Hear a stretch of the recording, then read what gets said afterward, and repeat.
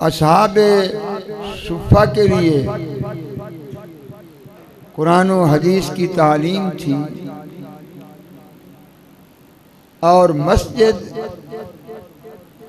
अकायद और आमाल किसी मजलिस में इतने नहीं फैले जितने मस्जिद नबी में सैयद आलम की ज़ुबान अक़दस से वो सब लोगों ने सुना।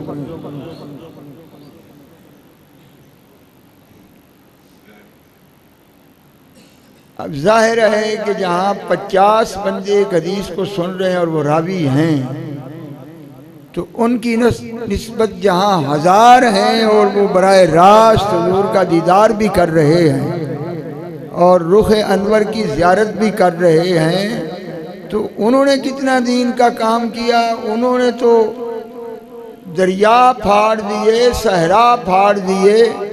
मदीने शरीफ में तो सिर्फ 10,000 कब्रें हैं, वो 1,24,000 कहाँ गए? वो यार की हदीसों को फैलाने और शरीयत के लिए निकल गए। कोई चाइना में मदफून है, कोई तुर्की में है, कोई शहर नहीं जिसमें असहाबे रसूल ना हो। जहाँ मस्जिद नबी शरीयत का मरकज है, क्योंकि अक़वाले मुस्तफ़ा का नाम शरीयत है। हुजूर की ज़ुबान अक़दस से जो निकले वो शरीयत है और रूह सैयद आलम की कैफियत का नाम तरीक़त है और तरीक़त के ज़रिए कुर्ब विसाल इलाही तक पहुँचना ये हकीकत है। और इन तीनों का मरकज़ ज़ाते मुस्तफ़ा है।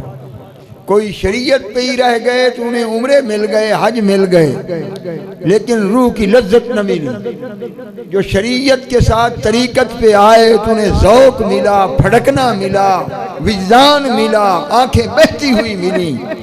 ये ज़ौक़ व शौक़ इस बात की दलील है कि ये हुरूफ वाले नहीं हैं, बल्कि ज़ाते यार तक पहुँचने वाले। बू अली अंदर गुबारे नाका गुम। इकबाल ने कहा कि बू अली अंदर गुबारे नाका गुम बहुत बड़ा आलिम है। बू अली आलम इस्लाम की कुतुब का बहुत बड़ा आलिम है। तो इकबाल कहता है वो सिर्फ महबूब की ऊँटनी के गुबार तक पहुँचा, न ऊँटनी नजर आई न ऊँटनी का सवार नजर आया। और दस्ते रूमी पर्दाए महमल बुरंद, और रूमी सिर्फ ऊँटनी तक नहीं पहुँचा बल्कि महबूब के घुंड को हटाकर ज़ियारत पे पहुँचा। जो असहाबे शरीयत हैं वो गर्द तक पहुँचते हैं, जो असहाबे तरीक़त हैं वो हजूरी होते हैं, उनके लिए पर्दे उठ जाते हैं।